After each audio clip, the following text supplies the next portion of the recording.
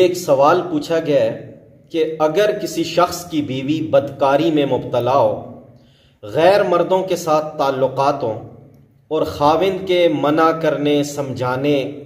اور سزا دینے کے باوجود وہ حرام کاری سے باز نہ آتی ہو، تو ایسی بیوی کو اگر شوہر زہر کھلا کے مار دے تو اس کا شرعی حکم کیا ہے؟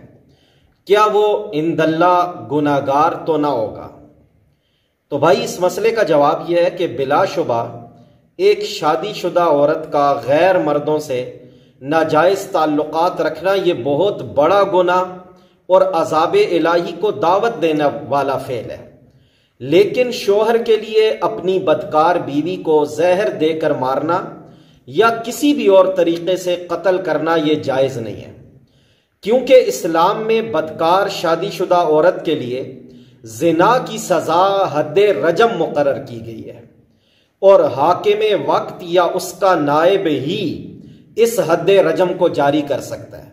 شوہر کو یہ حد جاری کرنے کا کوئی حق نہیں ہے۔ لہٰذا اگر کسی آدمی کی بیوی